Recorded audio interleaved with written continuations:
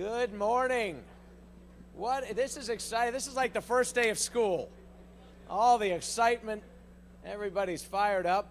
I am grateful to you for taking the time to be here. I am guessing that even as we get underway, there will be a few more that will make their way in.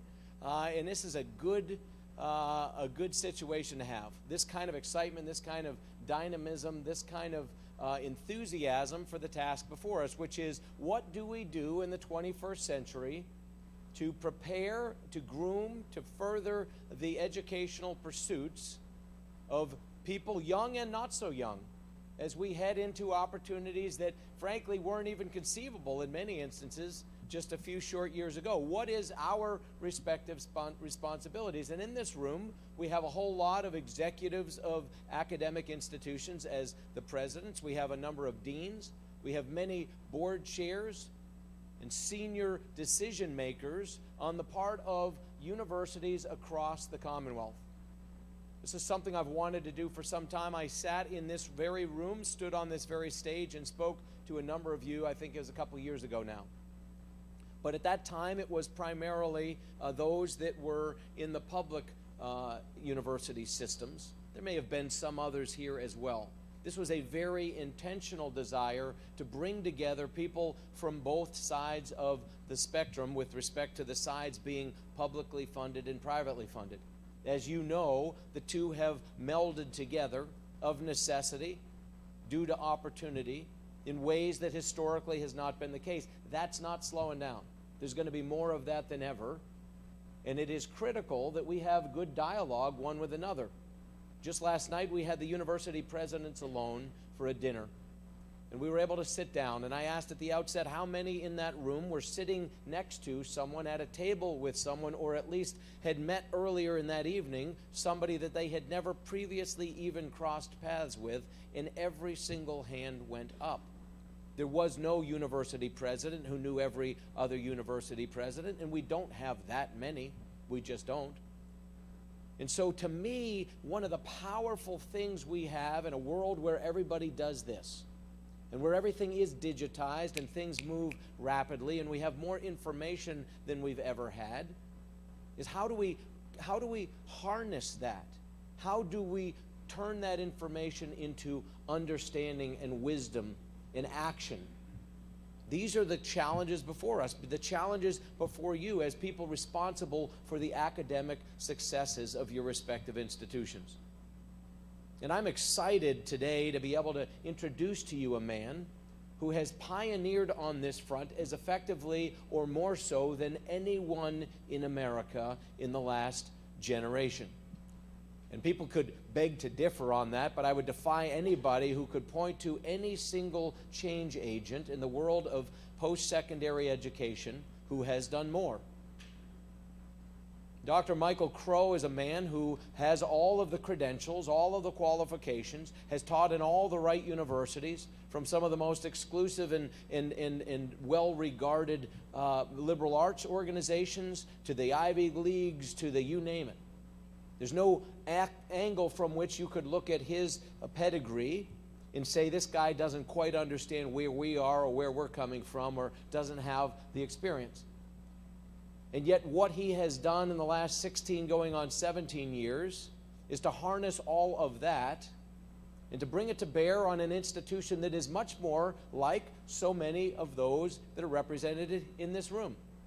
One that had begun under one approach, but of necessity and over time had morphed into something else. It happened to be a public university, Arizona State University, a school that had begun as a teacher's college initially, and he'll go into some of the details.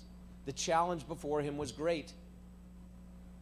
What he has done is something we can all learn from, and indeed many have. I'm grateful, as he and I have talked in recent years, about the desire to have him come and speak to us, his willingness to do this. Many of you have perhaps seen him before, met him before, perhaps read books that he has written. But I'm grateful that this morning, for the next hour and a half or so, he will speak to us about things he has done. They're not perfect solutions. Not one of them is a one-size-fits-all for everyone in this room, but there are lessons to be learned, things that we can take from this. And then we will break into sessions And people will strategize amongst themselves across aisles with one another, public and private, that we might historically not have done in the past. We're not going to solve all of the problems that face us, but good things are going to come out of this, and I don't intend for this to be the last time we ever do this. I'm confident, especially as things are then published based on what comes out of these discussions and we digest that we will find ways to sharpen this as we move forward. So would you please join me in welcoming Dr. Michael Crow to the stage this morning. Thank you. Thank you, Governor. Thank you.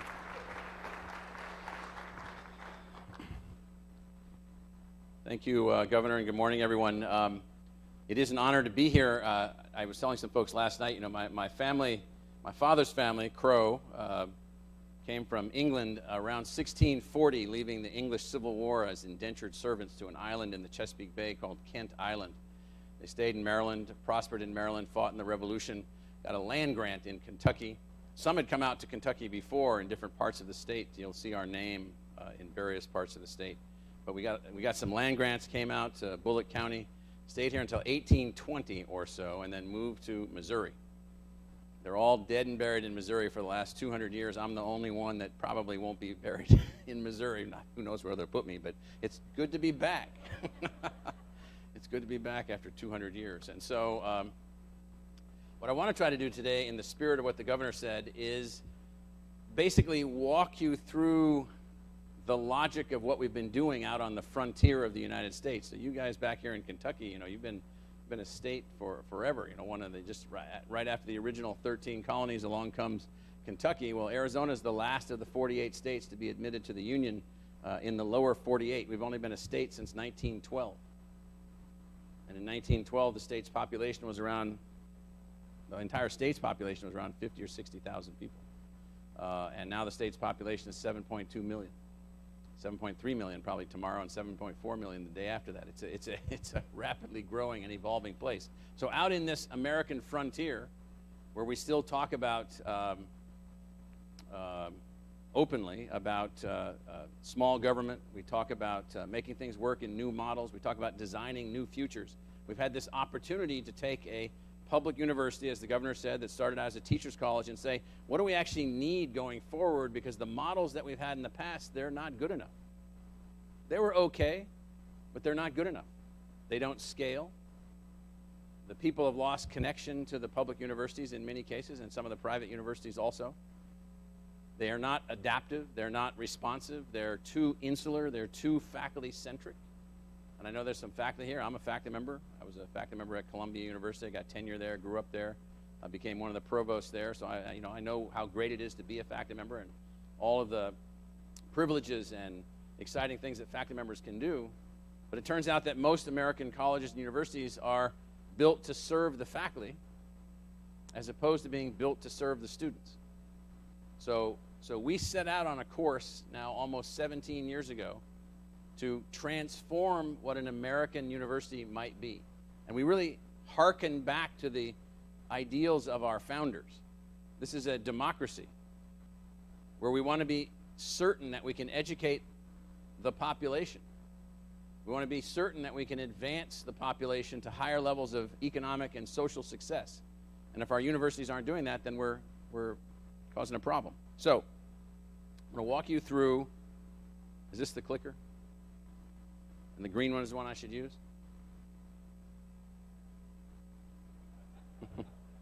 The arrow to the right? All right, so this is really important. I want you to, Buckminster Fuller, architect, dreamer, he built the geodesic dome. You've heard of him. But this is really, really important. Very few people in higher education understand this. You never change things by fighting the existing reality. To change something, you must build a new model that makes the existing model obsolete. You have no chance whatsoever of achieving the kinds of things that we want to achieve in American higher education unless we build a new design. If you're only tweaking the existing design, you have no chance. Zero. You will make a small, temporary, marginal change. You will not make a fundamental change. Oh, by the way, let me mention, Half the kids that go to college in the United States, more than, never graduate.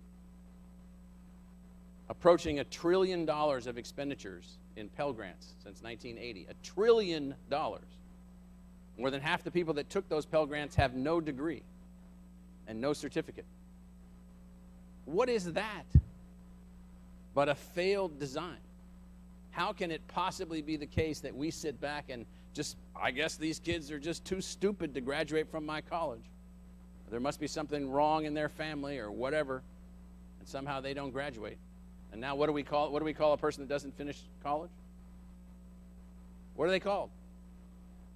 And then we use a pejorative term to label them. The system must be rethought. So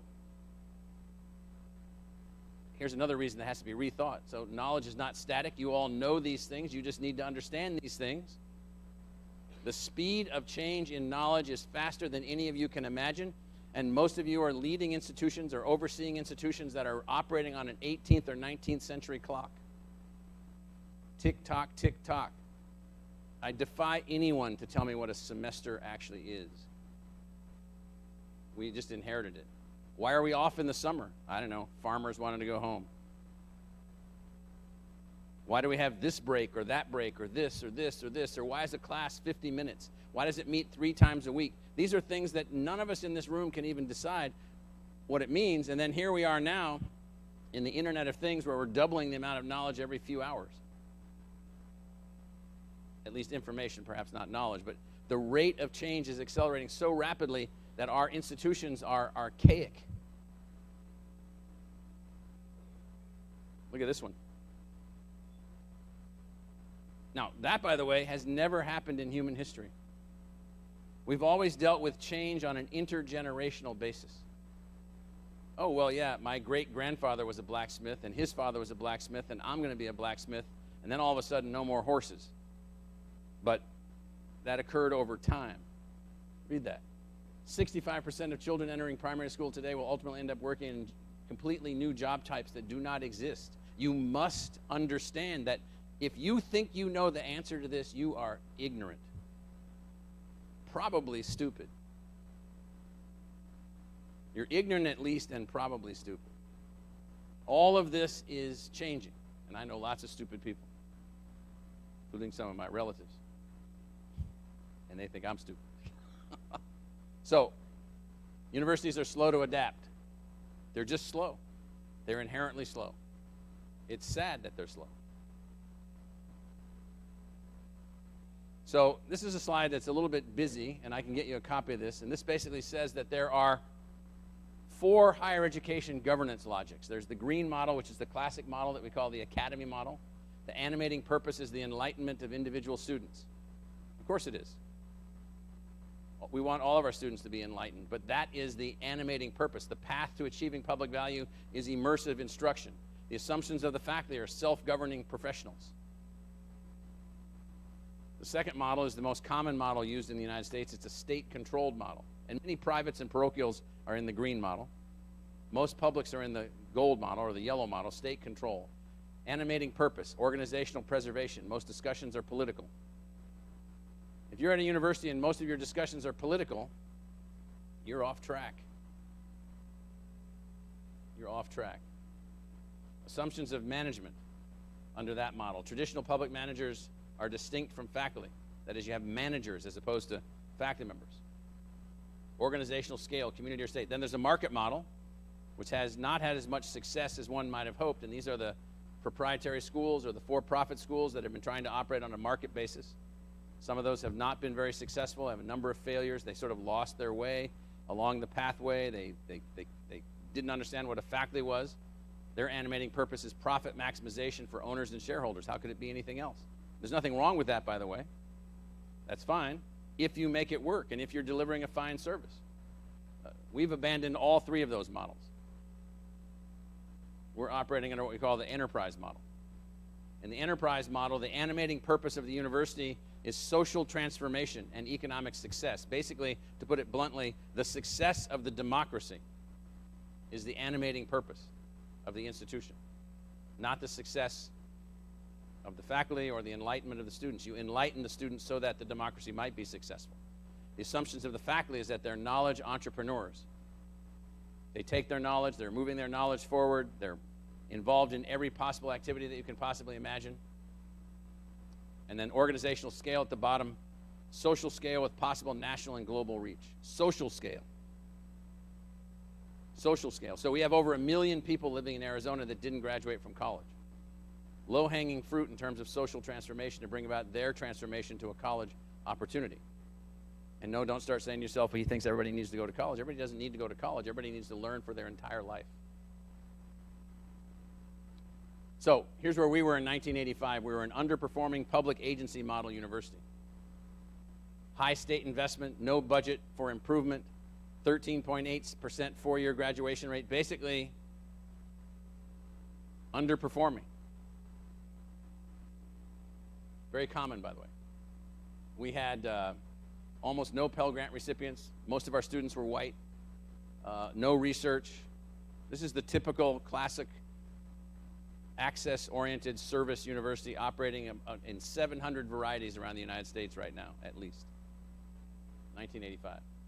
By 2002, so we've had 3 presidents at ASU since 1980 and 6 since 1933, just to put this into perspective. Very stable, transitionary type of management. But by 2002, we still had high state investment. We had some budget for growth. We had some improvement in four-year graduation rate. We had some enhancements in diversity, but even that is an underperforming institution. Deeply underperforming institution. So that's 2002. That's when the new idea came to bear, when we posited a new idea.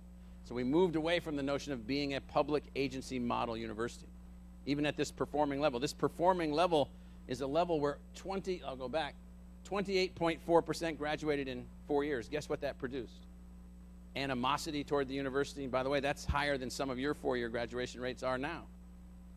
Because I looked up all of them. And this is tricky business, hard business. You know, we're all in a tough arena here trying to make this work. So this is what was inherited. 123 million in research, still mostly white. The state's not mostly white. Majority of births are not white. The majority of kids in school are not white. And so this was a performing public agency model, probably about as good as it could do. I show up there in July of 2002, and guess what they're talking about around the tables all the time? All they're talking about. All they talk about is the governor and the legislature. That's all they talk about. I'm like, why are you talking about that? Those people aren't going to help us. They're not the path to our success. We don't work for them. They invest in us. They're going to want our kids to be more successful and the state to be more successful, but they're not going to build the university. If you're sitting around waiting for some prayerful outcome of the governor or the legislature of the state, regardless of party, regardless of circumstance, it makes no difference. You're never going to get the resources from that angle. And our system doesn't really work. So we started a process where I proposed a vision for the university that we now have derived as a charter. This charter is probably the single most important document animating our faculty, animating our students. So ASU is a comprehensive public research university, and I know many of you are not research universities. All of this still applies. Measured not by whom it excludes, but by whom it includes and how they succeed. So the measurement of the student success and the inclusion of students from every family background. So a subset goal of this is that if our student body is not representative of the totality of the socioeconomic diversity of the state, the university is a failure. It took me 10 years to get the student body to be representative of the socioeconomic diversity of the state, and once it was representative of that, it became representative of all other things, ethnicity-wise and racially.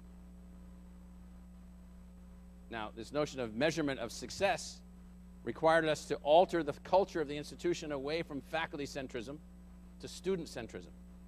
We rank ordered the priority of who we are there to serve as students first, community second, and faculty was our third area of emphasis. Not that they didn't get everything that they needed, not that they weren't a very high priority. So then the second element is who are we doing the research for? Advancing research and discovery of public value. If we have a fantastic scientific institute located in Phoenix, Arizona, and there's no impact on the local economy, blow it up.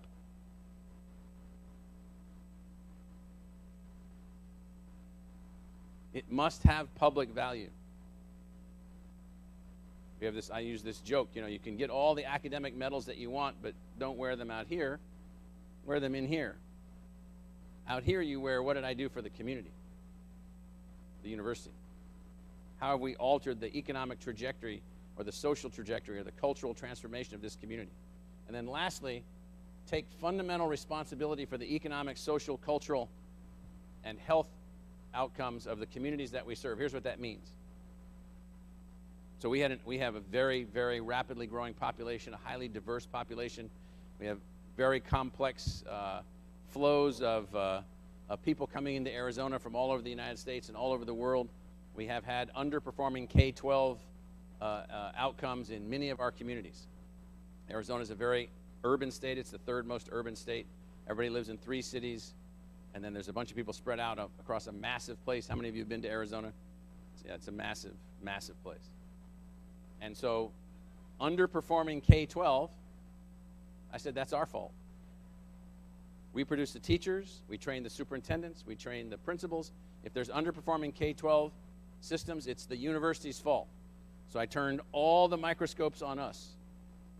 What are we doing? What are we not doing? What could we do? What should we do? And what I found was that our College of Education was basically, at the time, a bunch of potshot artists trying to shoot down every idea that they didn't think was good. Like they were against charter schools, against parochial schools, against homeschooling. I thought we were for education. There's lots of different ways to advance that. So we dismantled the College of Education, our core college. We were a teacher's college. Recreated a new teacher's college, raised $150 million, exited faculty members who were not interested in that mission into other roles at the university or into retirement, and then evolved a series of charter schools that we're now operating with thousands of students, K through 12 charter schools. These charter schools have a 100% high school graduation rate and a 100% post-secondary engagement. They're run as normal public schools. We operate these charter schools as then a way in which our teachers' college can then have a meaningful impact on the state, because we are responsible and we're far from being done. We have high schools, by the way, in Arizona, this is true in Kentucky also, where no child has ever gone to college or graduated. Ever. Ever. Obviously problematic. I won't walk you through all of the things that we're now taking on as the social mission of the university, but unless we find a way to teach new kinds of teachers, train new kinds of principals, advance in a different way. I'm still on the charter. So I'm not interested in faculty fighting. I'm not interested in what's going on between the faculty, other than what are we doing to achieve the objective of a healthy community and taking responsibility. So that charter that you just saw then becomes a promise to the citizens of Arizona. This is a mindset shift.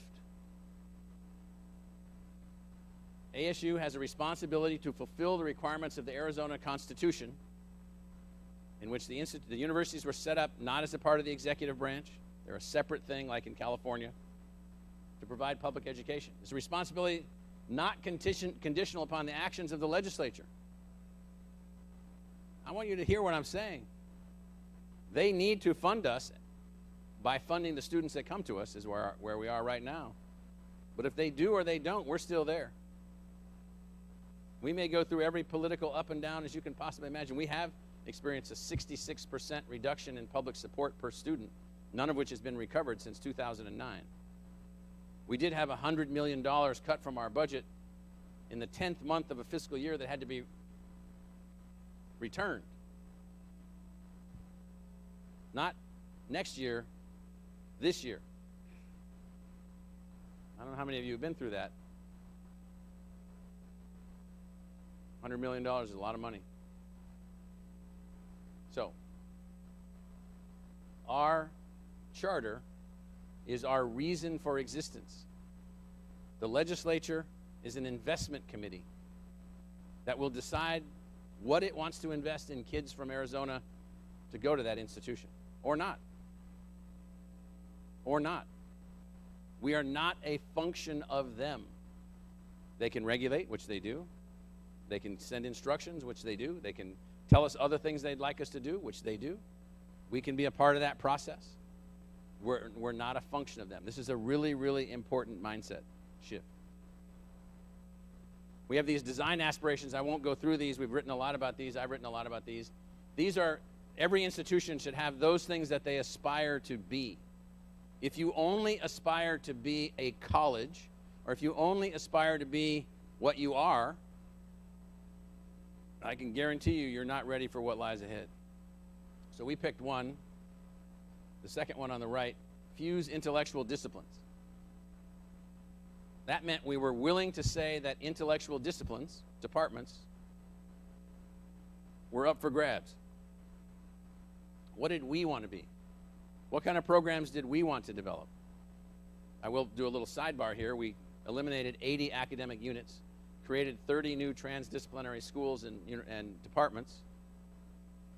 One in engineering alone led us to go from 8,000 engineering students to 18,000 engineering students between 2008 and 2018. Add 5,000 new women to engineering, increase the number of minority students in engineering by a factor of 5 or 6. Improve our freshman retention rate in engineering from 68% to 90%. With that diversity occurring at the same time. To do all of that without one penny of public investment. No money of public investment for any of the new buildings, nothing. Trying to figure out how to get these things done. This is all about mindset. It's all about mindset. And so just that one, we eliminated all 11 engineering departments. We created 5 Grand Challenge engineering schools and a polytechnic school on an old Air Force base that we got the government to give us. We got 6,000 students on that old Air Force base now learning a whole new way to study engineering. We got kids coming into engineering now who were maybe not math geniuses when they came in. They're math geniuses when they go out. So what we do, we live in a world in academia in which we select and parse and select and parse, and we do this in a way that's actually leading to negative social outcomes. The kid wants to be an engineer, help them to be an engineer. The kid's not a math genius, help them to be a math genius. You don't have tools to help them to be math geniuses? Well, we went out and bought those tools. We synthesized those tools. We bought math tools that can take any person that stays in the math program to get to college algebra, pre-calculus, or calculus through intelligent tutors that we've integrated into other platforms that we've spent millions of dollars building, in which we're getting kids who are, we used to have a 50% mastery outcome of our face-to-face math courses. We now have a 90% mastery outcome. If you don't remember something from the 4th grade, it goes back and teaches you that, and it doesn't call you stupid. It just works with you and works with you and works with you, and these things have transformed the way that we're working. Now, we operate as one university in many places, which gives us, this is Metro Phoenix. There's 4.2 million people in this picture, which is the center of Maricopa County, which is the size of the state of New Jersey. We have multiple academic campuses, innovation campuses.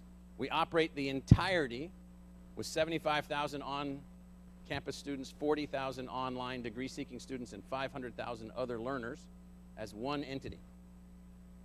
There's no campus leadership.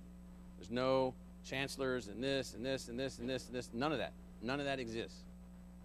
One university in many places, 19 colleges. The colleges can operate wherever they want. They're all linked together. It's a completely different model. It's, for us anyway, it's infinitely more efficient. So, in 2002, we established what we call the public enterprise model. Low state investment. In fact, our proposal to the legislature now is we need no investment for the university. We only need investment for the kids to come to the university. Our budget's grown to $3.4 billion. Our 4-year graduation rate is 51.6%. 71% for students that come in with an A average. That's a very high 4-year graduation rate.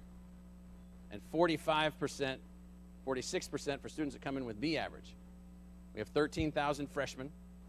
About half come in with A averages, about half come in with B averages. The national average for an incoming B student 4-year graduation rate is 15%. The 4-year graduation rate at the California State University is 19%. 500,000 students. So this 4-year graduation rate has been a very significant achievement of our faculty. Changing everything, everything. And this is as our student body has become more diverse. Medium price, high aid. 34.2% of all our students are on Pell Grants. 44% of our in-state students are on Pell Grants now. 53% of our students are non-white, coming from Arizona. 13,000 freshmen, and our research number now is $604 million a year with no medical school. So in this new model, the public enterprise model, we're now producing 3 times the number of graduates. Last year we graduated 24,000 students. We're doing 5 times the level of research, up from 123 to 604 million, 5 times the level of research. We have a 75% reduction in the cost to the state to produce a degree. We have a 100% improvement in the 4-year graduation rate. We have a student body that's representative of the totality of the socioeconomic diversity of the state. Our faculty is the same size as when we started the process, give or take. Just process that for a second. How do we do that? We set a charter that we could all look to and aspire. We outline design aspirations that we could all work towards and argue over. That's what we argue over. We don't argue over silly stuff. We argue over that stuff. We changed our culture, making it student-centric. And we injected every technological tool that human beings have built related to the enhancement of learning that we could find, partner with, buy, steal, whatever we could do to get these things. 200 partnerships built into our learning platform. It has enabled us to do everything. Most places are still arguing about technology, whether or not it's a useful tool. That's one of the weirdest arguments that you could possibly have. I'd really rather not have the tool that can take our freshman on-campus success rate in math and triple it, while we lowered the cost by 50% of teaching those same math classes. So it costs us $4 million a year to teach introductory freshman math. It used to. Now it costs us $2 million a year. You take that $2 million a year and you use it for something else, and you get a tremendous improvement in who's getting through math. We're now to the point where we're saying that we have eliminated the math bugaboo for 95% of our students. It's gone. Our retention rate through the roof. Retention for in-state students is approaching 90%. Our goal is 92%. And this, by the way, is for a very, I just got to emphasize, so 20% of our undergraduate student body, 13,000 students, are from families below the poverty line. They have no money at all. Period. We pay for everything with no state financial aid. We've been able to operate this university in a way where this year we'll spend between $400 and $450 million for financial aid of our own money to help kids that can't pay, because our margins are so significantly positive because of the way that we're operating the university with the technological foundation that we have that money to invest. So, scale of our assignment. 3 universities report to 1 board in Arizona. It's not a system. Gold is ASU, blue is University of Arizona, and green is Northern Arizona University up in Flagstaff if you've been to Arizona. So there's our assignment going forward to 2025. Just look at the curve of the line. Look at the bottom left. Our board wants us to produce 16,000 high-demand degrees in STEM nursing. 16,000 graduates by 2025. And in 2008, we were producing 5,000. A 3-fold increase in high-demand degrees. Okay. We said yes. No additional public investment. How do you do that?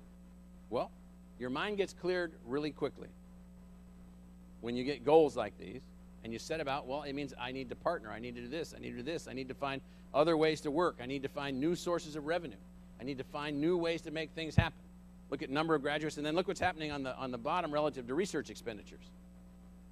So Big Blue down in Tucson, University of Arizona, they're like, I don't know what's been happening at ASU, but it looks like their research numbers have been accelerating very rapidly.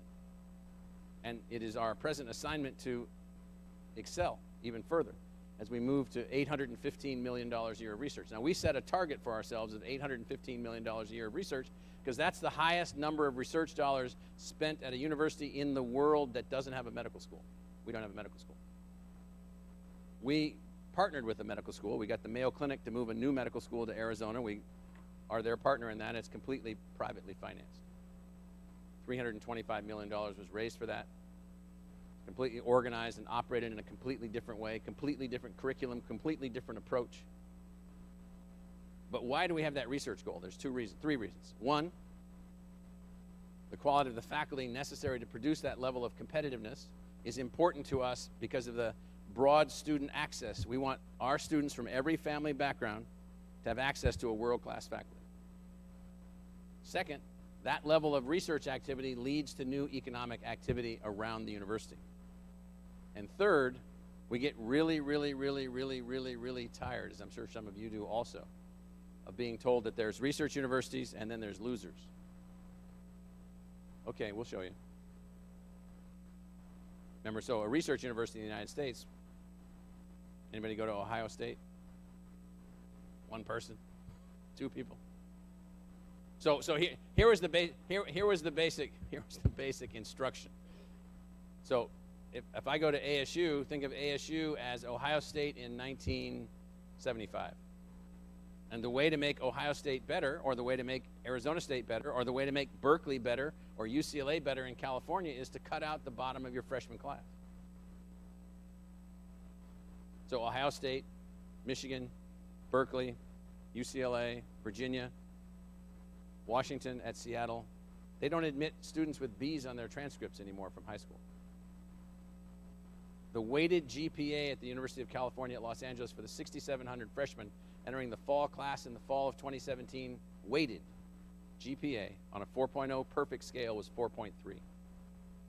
6,700 freshmen, the average SAT score is a hair under 1,500.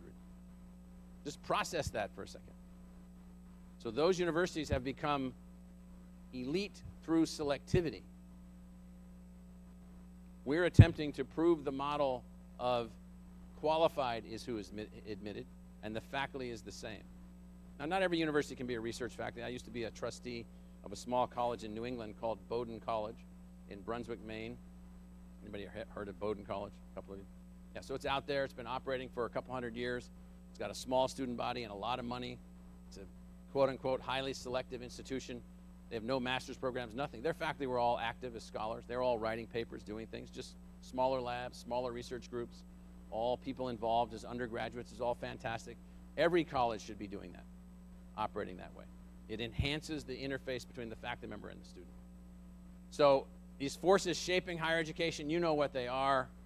I want to say number two is really important, but I want to emphasize number one. Economic and social disruption is continuing to accelerate, which is placing many institutions at risk. I don't mean at risk because no one's coming to your school and you're not getting any tuition money. That's one form of risk. Another form of risk is that the people and their representatives, the politicians, are losing faith in our sector. They do not see us as aligned with helping their families at the level that their families need help. They somewhat see us as stuck up. How many of you know what a Section 8 kid is? Well, I'm a Section 8 kid. Grew up in public housing and military housing. Nobody went to college in my family ever. My family was anti-education. Only the dumb ones went to college. Everybody else got jobs, or they used their hands and used their minds and went into the Navy or the Marines. And so I was the oddball that went to college. And so somehow along the way, I learned of all of the disdain that our sector can be held in by families who feel disconnected. And that's a really important thing. I had a guy come up to me a couple years ago at a retreat that I was at. He worked at Google X, and he runs in and he goes, Crow, I got this great idea for you. I need your reaction to this. He's a muckety-muck at Google X from Silicon Valley. He says, we're going to need to tax all the robot companies and all of the autonomous vehicle companies and all of the artificial intelligence companies so that we can raise enough money to give money to people that won't be able to have jobs. So what do you think about this idea that a bunch of us are talking about called universal basic income? I won't tell you the guy's name because he's kind of famous, but I said, that's the stupidest thing I have ever heard. Here's what's going to happen with your idea. You're going to get this universal basic income on all this stuff you guys here in Silicon Valley are doing. You're going to send all this money to all these people who are now no longer going to work. And within maybe one generation, but certainly 2 generations, they're going to come over here to Stanford and all these other places, and they're going to burn you down. because you ruined the world. No more work, no more opportunity, and you just tax the people that have all these fabulous, unbelievable salaries who are living in all these places, and then you're going to pass a few dollars on to a few of us that are out there. I said, it isn't going to work that way. So I'm going to come to you with what our response is to that. So performance to date, I'm going to fly through this. This is our research performance change, just to give you some sense of that. Fastest growing research university in the country over the last several years. We're going to be at 650 million, we think, this year. No medical school. We were not a research university in 1980. Hadn't even begun the process. We were not a university until 1960. This is the diversification of our student body. Red are white kids. All the other colors are other kids. You can see how we've altered the diversity of the school and grown it at the same time. This is an important chart. This is the incoming family income of our freshman class. So gray is 2002 and gold is 2018. You can see that we've shoved it to the left, which are the families with no money, less than $20,000 of income, less than $40,000 of income, less than 60. Now are the three big groups that we have. You can see how we've grown the class, diversified the class, and drove them into families that can't pay, and we have no state financial aid. This is how we pay for financial aid. The most important point I wanted to give you is that one, financial aid is going across all income sectors. Blue is what we're investing from our own resources. We get complaints sometimes from kids in middle-class families and upper-middle-class families that all the poor kids are getting all the money from the university, and the answer is no. Look at the blue line again. University is pretty generous. Green is the federal government, blue is us. Diverse and inclusive freshman class. First-generation undergraduates. Again, changing the design of the institution. So here we are increasing our research activity by a factor of 5. While we go to 24,000 first-generation undergraduates. So that's considered impossible. You can't do those two things together. Well, it's actually not impossible. People just thought it was impossible because they never thought about it and didn't want to do it. This is the change in our freshman retention rate. This is across all students. These ups and downs that you see, we actually do experiments. What works, what doesn't work, we regroup, we move forward, we try again, we move in a different direction. This is all students. For Arizona students, it's about 3 points higher than this. We have 13,400 international students on campus. We have about another 15 or 18,000 out-of-state students. This is humanities enrollment. So, humanities enrollment, moving up. Jobs, all of them. Who wants them? Everybody. We now offer free coding classes to everybody throughout the entire institution. You get a humanities major who's a computer coder. It's the most valuable thing we can produce right now. It's more valuable than an engineer. Give me somebody who's a master of the English language, a master of history, a master of ideas from philosophy, and you make them also a computer coder. These are the ways that we're operating. Degrees awarded in STEM-related disciplines. You can see the changes, what we're doing there. This, again, is performance. So every logo that you see here is somebody that we beat. Because, again, we get a lot of ridicule. It can't be possible. They must be making the school really easy. Who would ever go to the world's largest party school? Isn't Arizona State the world's largest party school? Isn't it this? Isn't it that? Those are all people that are just uninformed. So total research expenditures, top left. There are 902 schools in the United States that report at least $1 of research expenditures to the NSF. We are 44th, higher than Chicago, Brown, or Princeton. There are 719 on the right side, total research expenditures if you don't have a medical school. We are 8th among those. When we started this process, we were 150th. We're ahead of Carnegie Mellon, Princeton, or Caltech. Geological sciences, 2nd of 359, ahead of Stanford and MIT. Humanities, 5th out of 400, ahead of Yale, Harvard, or Princeton. So these are really, really, really important things. Remember, I came from Columbia, so I love these charts, especially when Columbia's on there. When I took this job, they actually held a wake for me at Columbia. They did. They actually held a kind of a Yiddish wake, and so it was very funny. They did. I'm just telling you what they did. So there's one here that I really like to show you. So NASA-funded expenditures, 8 of 430. So we took our geology department and eliminated it. We took our astronomy group and eliminated it as a functional group, not the faculty, the functionality. Astrophysics, astrobiology, we collapsed it into a new school that we built around a whole new idea called Earth and Space Exploration. So the name of the school is Earth and Space Exploration. The purpose of the school is to empower people to be explorers. Guess what? Enrollments, research funding. We're now 8th, ahead of Stanford, ahead of UCLA, ahead of Georgia Tech, ahead of Columbia, and moving fast. We just won an $850 million mission to an asteroid called Psyche, 270 million miles away. Now, one last one here because we get a lot of this. So look at engineering expenditures at the top right. 394 schools report engineering research expenditures. We're now beating Cornell, Caltech, Carnegie Mellon, and Stanford. So who would have thought that the engineering school at Arizona State University, the world's largest party school, would be beating these schools in research expenditures in engineering? No one. No one. Because everybody thinks that the model for higher education is fixed. It's not fixed. It's dynamic. It can be adjusted. New institutions can emerge. New networks of institutions can emerge. New clusters of institutions can emerge. Now, the other reason I put this one up is that same faculty in engineering, let me see if I can go back to find one more narrow than that. Let's just go to engineering. So engineering. So within engineering, we now launched the first fully accredited undergraduate online engineering degrees, ABET accredited. We have thousands of students in these degrees, in addition to the 18,000 we have on campus. Thousands. From all over the world. Using every tool imaginable. Now, this is our same faculty beating these departments. The reason for saying this is that we beat these schools in research, and we do the online degree. So don't talk to us that the online degree is no good. Are you kidding me? You don't know what you're talking about. We get a little feisty over some of this. So take a look at NSF funding right there. 593 schools receive funding from the National Science Foundation. The National Science Foundation is considered the elite funding agency of the United States.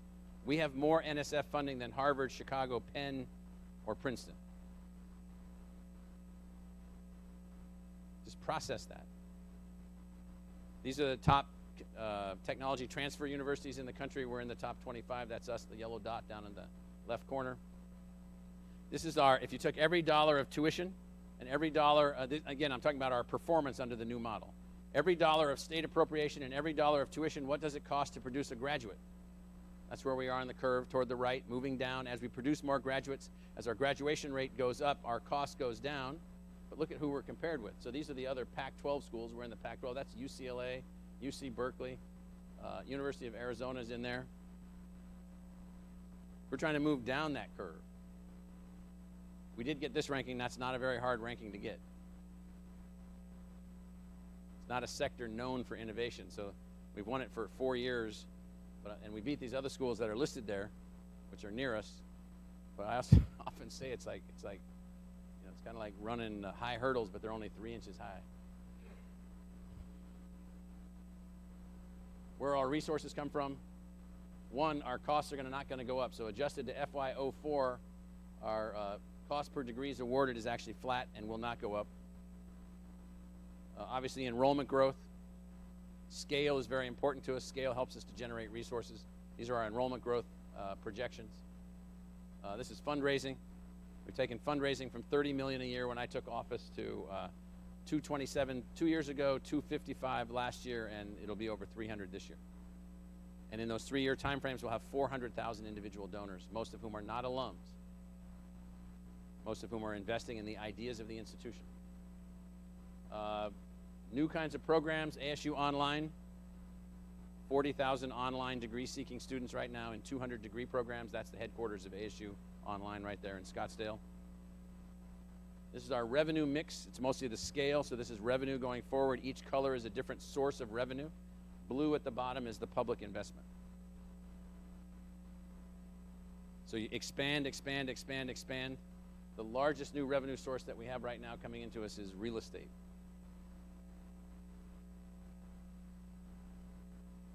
We are working with other universities through the University Innovation Alliance, 11 universities trading innovations. These 11 universities have about 500,000 students, Michigan State, Purdue, Ohio State, others. I happen to be the chairman of this. We agreed to produce more graduates from lower income families, innovate together and lower the cost to a degree. In the first 5 years, we'll produce 100,000 more Pell eligible graduates from these schools than we would have normally produced using these innovations, all innovating together. So Michigan State shows us all their stuff. We look at all their stuff. We take the best ideas from them. We have joint projects, joint initiatives, joint things that are going on. Mayo Clinic and ASU working together. That's a new building that we're constructing. We have 4 joint schools, connection to the medical school, completely new way of doing things, working off of and working with others. Starbucks and ASU, how many of you heard about the Starbucks and ASU program? A few of you? So Starbucks is a large corporation with a couple 100,000 people. 70,000 or so of them went to college, didn't finish. They have debt. They're suffering. They can't move forward. We devised a program to produce 25,000 college graduates from Starbucks, debt-free, no cost. You'll graduate without debt if you make progress along the way. We have graduated 2,500 so far. We have 25,000 graduates is our goal. We have 10,000 students in the pipeline right now, and that's accelerating rapidly. This is the old model for education. You went to school, K-12, you went to your career, you went to school, you went to technical school, then your career. You went to undergraduate and maybe graduate school, and then your career. And education's all on the left. This doesn't exist anymore. And 5 years from now, this will barely be discernible. We're adjusting everything we can within the institution to move in this direction. Every tool, every asset, our library, we're redeveloping our library, changing all the technology platforms of our library to basically take a prepared learner who finishes the 12th grade, turn them into a lifelong learner, and advance on that path, where we will now be engaged with these students. Sure, we'll have some living with us for a while. We have a new program called Universal Learner and Universal Learning. Those programs then will now be amalgamating content, partnering with others, finding ways to train people along the way, working with community colleges, working with parochial colleges, working with everyone, finding ways to bring all this together and synthesize all this. This is how we're working. I know your brains are probably saying, like, when is he going to stop? Sorry. At the core of our institution is what we call our knowledge core. Everything to the left on the gold side of this chart is the university itself. Think of all our departments, all of our assets, our libraries, everything that we have. Realm 1 are those that come in the gold to study with us and live with us. We call those full immersion, on-campus, technology-enhanced learners. The technology enhancement is the only way we have been able to deal with scale, diversity, and quality enhancements, working with our faculty.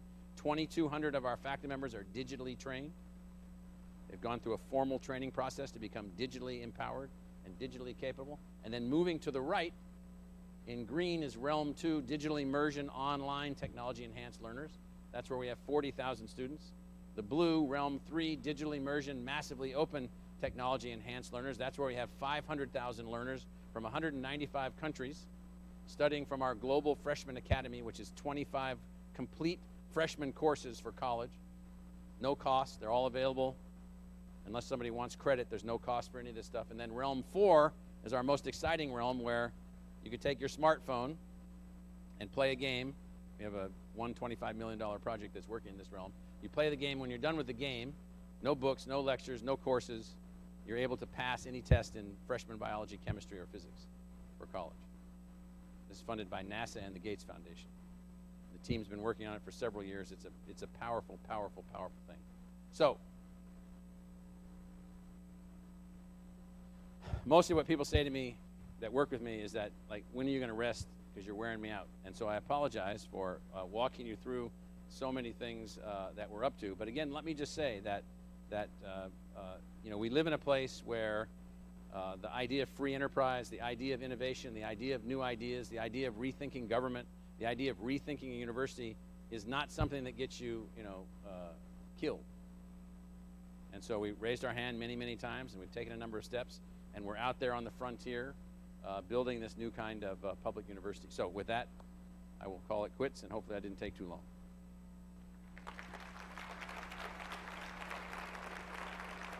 I leaving? Okay.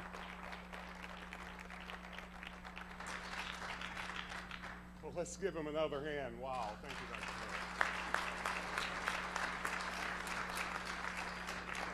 Miller. For those who don't know me, I'm Aaron Thompson. I'm the president of the Council on Postsecondary Education. Good morning.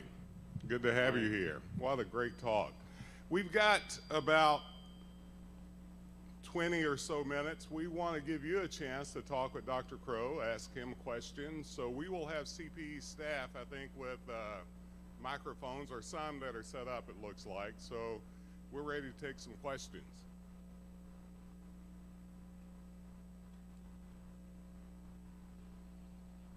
We have this young man here first.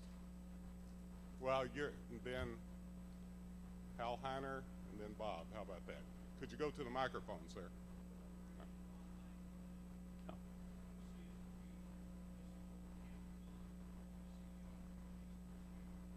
So the question is, with the proliferation of online learning, what's the future of the on-campus learning environment? And so we don't advise 17 and 18-year-olds to become online learners unless they have no choice. They're in the service, they're in the military, something's going on in their life, they've gotten off track somewhere, and they're in correctional facilities or whatever.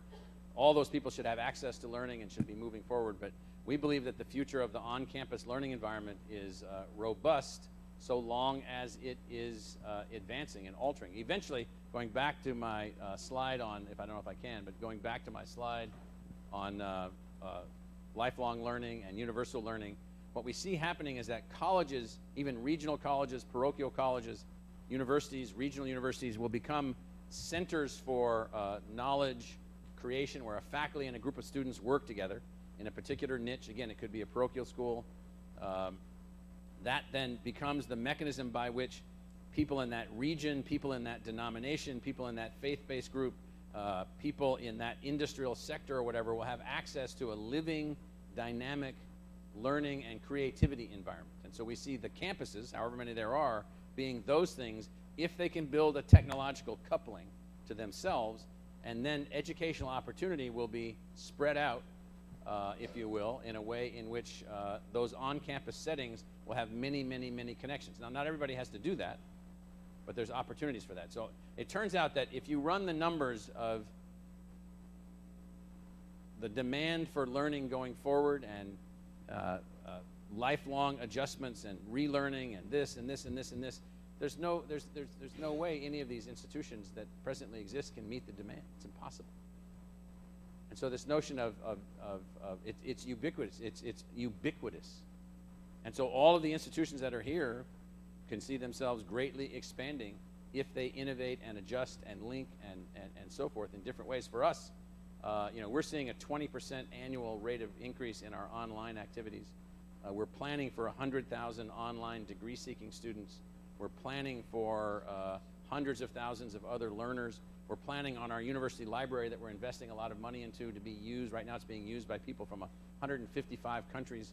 We're trying to figure out how can it be used by everybody. How can the university's library be accessible to anybody, anywhere, anytime, in a way that will help them to become a better learner or a better whatever. And so every college within their niche, because we all have our niches, every college within their niche can do the same thing. So I don't see any diminishment of that.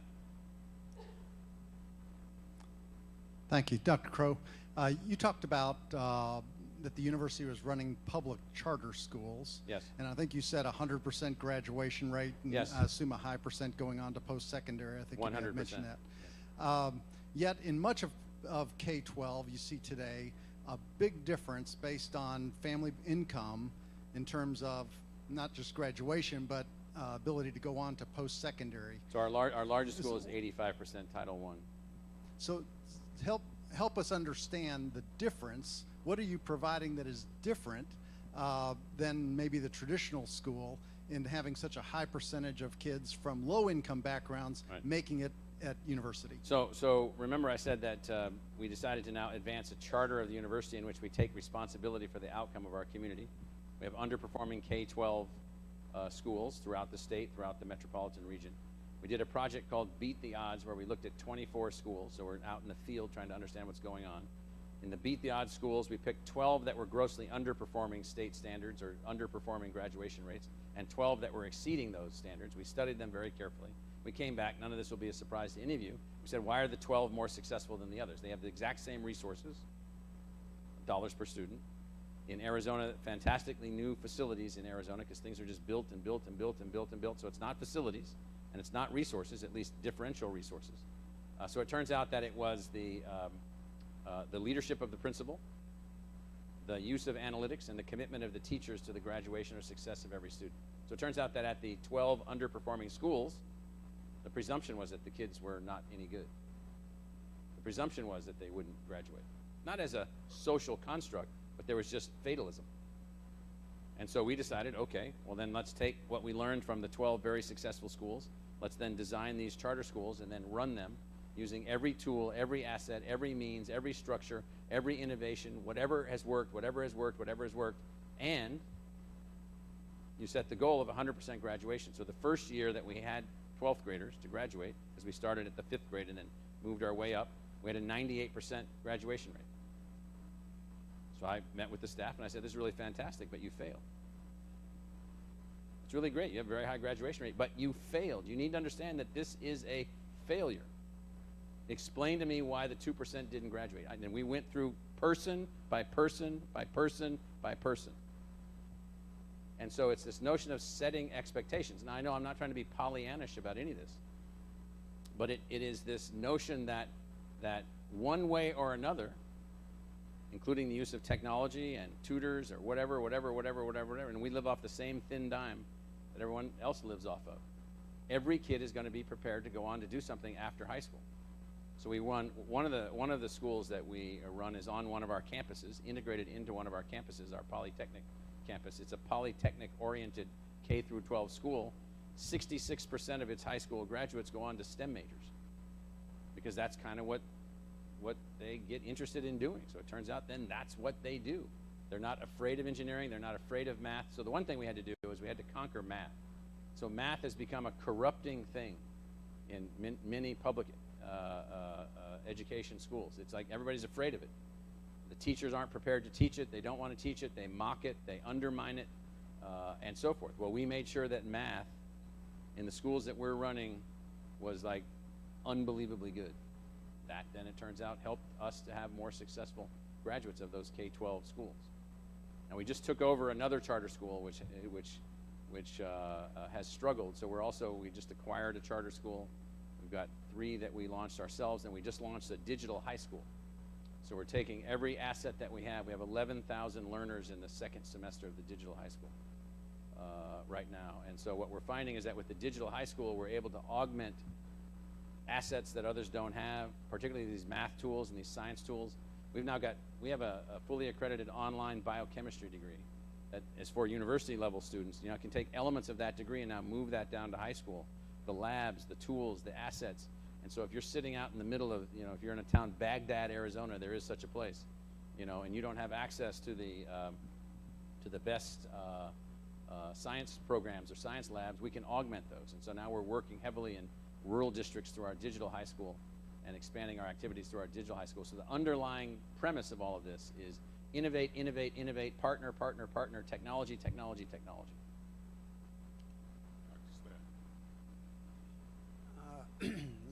You touched on my topic a bit, but in the opening part of your talk, you talked about some high schools in which kids have never gone to college. Right.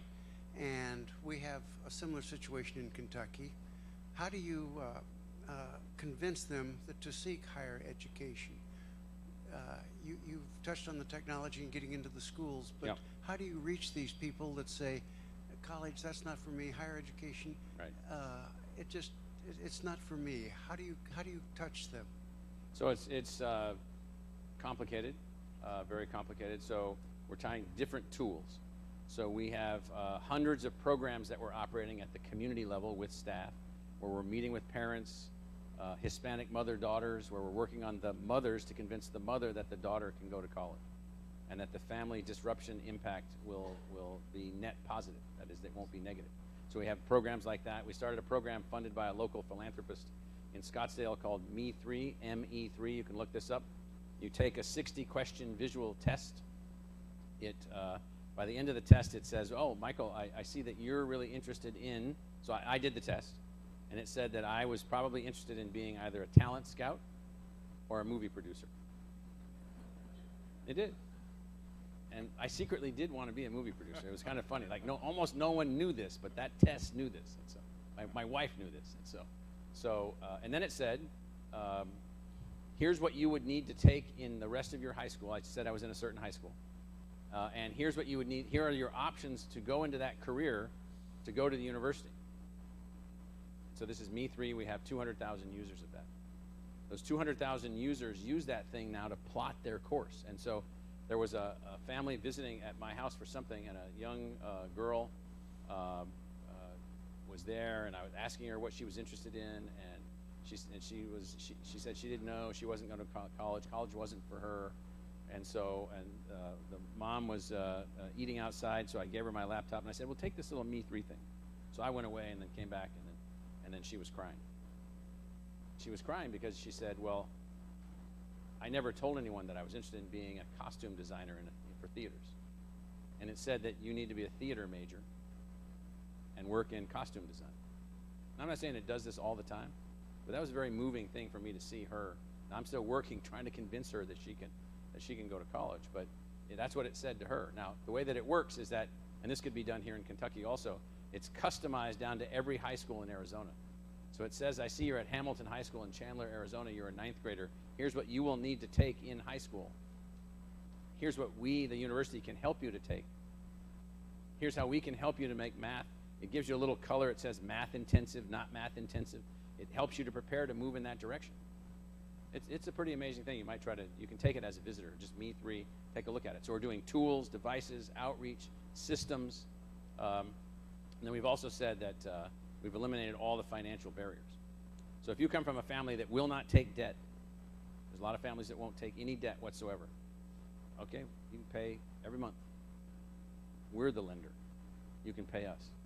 So we have 5,000 families doing that. So we changed how you pay, how you go, how you do this, trying to adapt to every family, every way that families engage. And so we just tried to become more flexible in how we're able to do these kinds of things. And that's I think, the way that we've been able to do that. Back here. Good morning. My name is Vasudevan. I'm with the EKU Board of Regents. Yes. One interesting slide that I saw is about some of the jobs that are phasing out from the industry. And on the other end of the spectrum, you have some high demand jobs that are needed in another 5 years, Yes. 2025. Mm-hmm. So how do you bridge this gap in terms of offering what kind of degrees are those and the funding mechanism for that? And So we believe in the power of the market and market forces. So we add degrees and eliminate degrees all the time. So we've been adding degrees in certain areas and taking away degrees and advancing new bachelor's degrees, new kinds of bachelor's degrees, new kinds of master's degrees. Master's degrees we think are fluid. I mean, you can just do whatever you want, move back and forth, move through whole new ways of doing master's degrees. And then also we've been trying to empower our students through the use of technology, those that are on campus, to double and triple major. And so we have, I think, gone up to 40% double majors, and triple majors are accelerating because now they're using technology as a way to accelerate their learning outcomes. So we're seeing a lot of that. And then we've also then added, and we're continuing to add, and I'm frustrated about this because we're not getting huge uptake of this yet, and that's this notion of offering coding classes to everyone for free, making that a part of the overall curriculum at some point, empowering everybody to be able to work and communicate in different elements of language and so forth. So that's our basic approach, is to be, in fact, we sometimes refer to ourselves in a funny way as a complex adaptive knowledge enterprise. Complexity is good. Adaptability is really important. Knowledge is what we produce. Enterprise is how we work. And so it's not like we're going to wait for kids to come here or not change anything. I think we probably added 100 new majors in the last 7 years. and done away with others. And if no one's in the major, then you do away with it. You move on to something else. And so the majors and the departments are not the same thing. So. I just want to point out something before we get to this question. I mean, his argument on programs here isn't whether it's a plus or minus, it's how innovative they are to the market forces. And I think that's the way we're going to be moving in Kentucky, to look at what are those programs that actually excels us to where we need to go, versus whether or not we're dropping one or adding one.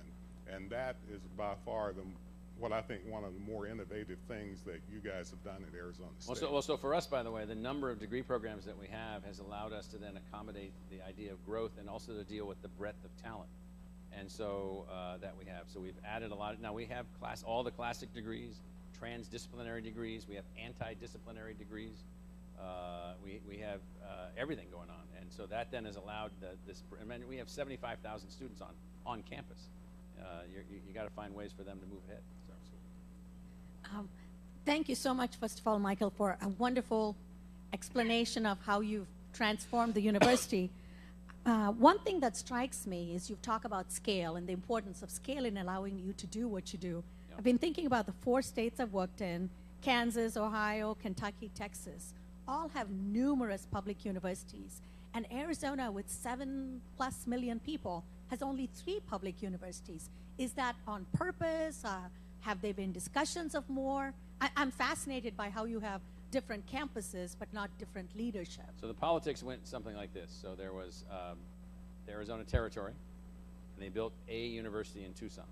Tucson was a city before Phoenix, when Phoenix was a hay station for the cavalry. So Tucson was a city in the Spanish Empire before the Mexican Revolution. So it was a military outpost for the Spanish. It was a military outpost for the Mexican government prior to the U.S.-Mexican War. When Arizona became a part of the United States, Tucson was already an extant place.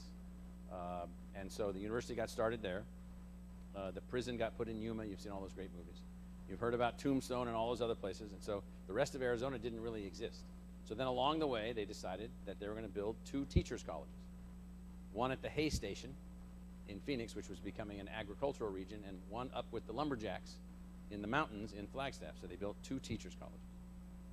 The politics were such that in other states like California, when they were adding universities to the University of California, they took teachers' colleges like Los Angeles and Santa Barbara and added them to the University of California. Well, we got added to the Board of Regents, but not as a part of the university. Separate. Red-headed stepchildren assigned to the Board of Regents. And so then by public referendum, I'm giving you this politics for a reason, let you know that there are politics everywhere. 1945 that happened. 1960, give or take, ASU has been defeated several times on trying to become a university. There's only going to be one university, one university, one university. It's 1960. And so they took it to the people, and by public referendum, ASU was founded as a university. There aren't going to be any more universities. There aren't going to be any more institutions. It's not going to happen. Now, what's going to happen is that then we're going to be given, as you saw our assignment, massive assignments. And so we have to figure it out. So that's basically, we're running, we have 22,000 transfer students from the community colleges. We have 200 automatic matriculation points. You go to any community college that we have done a deal with, which is now in the hundreds, including all the community colleges in California, every community college in Arizona. You take these courses at that community college and you're admitted to our degree program if you get a grade point above a certain amount, automatically, no matter how many of you there are. And so we also have figured out how to deal with growth, how to make these things happen. We built onto community college campuses through partnerships at Eastern Arizona College and Western Arizona College. We built another a center in the far northwest section of the state, Lake Havasu City. We have an outpost up there with a couple hundred students that we're working with, all funded, by the way, by the local town and philanthropy. No public resources other than local resources. We've gotten 8 municipalities to invest about $600 million in the university. So now they're an investment partner that we work with certain kinds of expectations. A whole new campus in downtown Phoenix, 13,000 students there, 2 million square feet of facilities. The city of Phoenix is our partner there, and a number of private partners that we put in place. And so they're not going to be building more universities because that's viewed as, and I'm not commenting on anything here because this is a much older place. There's going to be institutional expansion and diversification within the existing structures. We have time for just 2 questions here, and we have to stop there. Alan Thorner from Madisonville. I can't see where's okay. Yeah. Question I have is with the advent of the electronic age, Yeah. and with electronic communication, Yeah. a lot of the industries have come to us and said the students have poor communication skills, poor interactive skills, that when they go into the service industry, whatever service industry, if they have to work in teams, they don't know how to interrelate with one another very well. And with now with education going online, you don't have that interaction, and so these are skills that are being lost. And what do you think that we should do about that? Yeah, I don't know that these are skills that are being lost. I have this story when I hear from people in industry that say, well, your graduates aren't ready to work for us. And I said, neither were you when you started to work for that company. So to be a U.S. Marine Corps officer, you must be a college graduate. When you finish your college, or right before you finish college, you go to Officers Candidate School, where they determine whether or not you're good enough to be a Marine Corps officer. Then when you graduate from college, you go to the basic school for 6 months, where you learn to be an infantry platoon leader for the Marines. It doesn't make any difference what your job is later, lawyer, jet pilot, Amtrak driver, whatever. You're going to go to the basic school, and you're going to be trained to be an infantry platoon leader. After that, you go to your specialty school. It could be infantry school at Camp Pendleton. It could be flight school at Pensacola. It could be any of these other schools. Those other schools are from 6 months to 1 year additional training. College graduate to get in. And so I say to people, like, what are you talking about? Why wouldn't you take the college graduate as your incoming starter material and then take that? We think of the college graduate as a master learner. Think of the Marine officer. The master learner, capable of learning anything, and then you customize that learning experience for the entity, your company, or whatever it happens to be. So what we're finding is that our college graduates are very popular. I mean, the unemployment rate for college graduates in the United States is hovering slightly above 2%. There are massive shortages of college graduates throughout the country. And so, yeah, there may be some employers that say, oh, your kids don't know how to communicate or whatever. I become skeptical of those people when they say things like that. I mean, like, what are you talking about? What are you doing to enhance the educational outcomes of your employees? Now, that doesn't mean that we don't want to make certain that we help people to know how to communicate, work in teams, and so forth and so on. So in our online platforms, which have 40,000 degree-seeking students, average age is 10 years to 15 years older than on campus. So these are already people with no longer undeveloped brains. They have developed brains. The plasticity of their brain is reduced. They've had jobs. They have more experience. They have more maturity. But we've even created for them the ability to work together in their learning environment. So they have full visual interaction, team-based projects, things that they're working on together, all kinds of things. And so I don't see it as an either-or. Apologize for the roundabout answer, but I just think that with employers, what you want to say to them is that I'm producing for you a master learner with these broad skills who you then need to customize for what it is that you want to do, like the Marines, and that Marine example usually causes them to stop complaining. Time, one last question, Steve. Michael, you had mentioned, of course, the economic and social impact of ASU in the region, maybe the state. Can you tell us a little bit more about the metrics that you use to measure that aspect, and how did you develop those? Well, for us, we have data on the tax returns of every living graduate of the university in Arizona. We now have data on all tax returns of all graduates in the country, 505,000 people. We don't know who they are personally, but we have all the data of their contribution to the economy. So we know a lot more than we used to know about, what are they making, what kinds of taxes are they paying, are they philanthropic, are they, what kind of capital gains do they have, all the things that you would know from a tax return that are very substantial. So we know that our economic impact just from our graduates is unbelievable. We've done return on investment calculations, which give an average 12% ROI over a person's lifetime for a degree from ASU, so we're very happy about that. Some are as high as 23%, some are as low as 7%. We work diligently and vigorously. We're on every corporate retention and corporate attraction effort that our region is mounting, every one of them. We're involved. We're on every trip. Somebody from the university is on every trip, every engagement. every activity, every project. We have an entire office devoted to nothing but corporate engagement, another office devoted to nothing but entrepreneurship and innovation. We have 4 innovation campuses with hundreds of companies on these campuses that we're partnering with. We have major. In fact, when I go back tonight, the rest of my week this week is we're trying to attract 3 groups to our camp to be commingled with us on our campus. We're negotiating. Infosys, an Indian software development company, just selected us as one of the 4 tech hubs that they're going to build in the United States, so we're negotiating with them. That'll be right on campus. We've taken hundreds of acres from our campus and set them aside for co-development. So we're putting software companies, technology companies, engineering companies, animation companies right on campus, commingled with us. We've gotten these cities to give us more land or lease us land. Scottsdale leased us 40 acres for 198 years. They then built the infrastructure for a campus. We've now got 5 buildings up on that campus. That's one of our innovation campuses. Those become then clusters of where we're working with the various sectors. We obviously work with a big company in our region is Intel. Their manufacturing headquarters is located in Chandler. We're their #1 supplier of college graduates globally, but they had a problem with their labor supply chain in Vietnam. They send their microchips that they make in the United States to Vietnam to a plant that they built there. They had some problems with the quality of the engineers from Vietnam. We won a $40 million project to enhance the quality of the engineers being produced in Vietnam.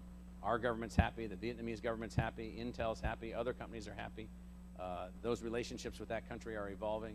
So we're working to help local companies on a global basis. We're working to help software companies, all kinds of other things. We run a startup boot camp, which anybody can be a part of. We run a student entrepreneurship where we fund student companies. We had about 400 student companies get started last year, maybe 500. A few dozen of those were funded by endowment resources that we have. Then we give them space and we incubate them. Those are ideas that we learned in Mexico. We've got all that kind of stuff going on. So we're working with all of the municipalities, whatever a municipality needs. The city of Mesa, most of you never heard of. It's bigger than the city of St. Louis. It's one of the suburbs of Phoenix. It's about 500,000 people.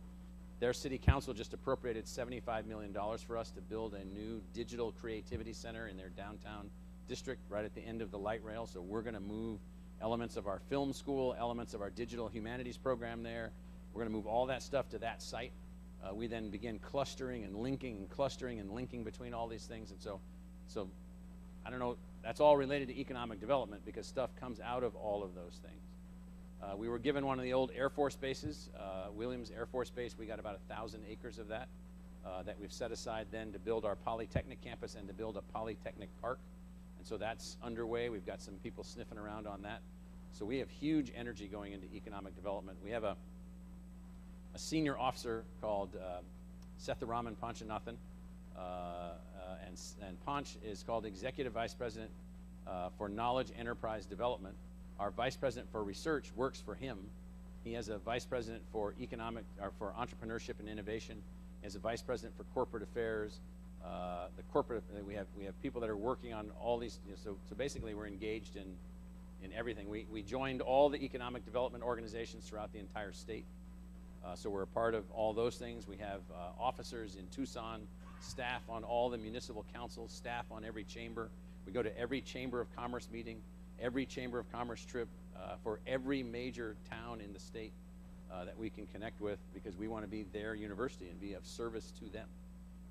And it takes a few shekels to be able to do those things, but not too many, and it's well worth it. And we're beginning to see significant fruit from those efforts. New companies that are coming, new alignments, groups that are coming, all of that. So it's a big part of what we're doing. Now we can tell you that the economic impact is billions of dollars more than the $3.4 billion that we're spending, but that's normal stuff. So we do all that stuff also. We measure all that also.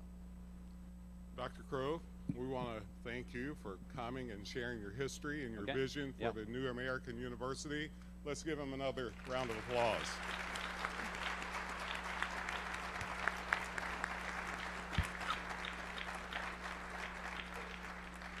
Governor, we want to thank you for inviting Michael. This group of good folk here, we're ready to take on the challenge for Kentucky. And thank you all for coming. Now, in the next little bit, we're going to break into 4 groups. We have Neely, Tori, Michael, and Ty somewhere here that will be taking you upstairs, showing you the rooms you need to go to. If you look on your name badge, it will tell you where you're needing to go. We're asking that you stick to those because we purposefully, you know how much I believe in diversity, we purposefully put you in this space to talk about disruption and innovation. So we ask that you go there. Heather will be at the top of the stairs directing you. Now at lunch at noon, we'll come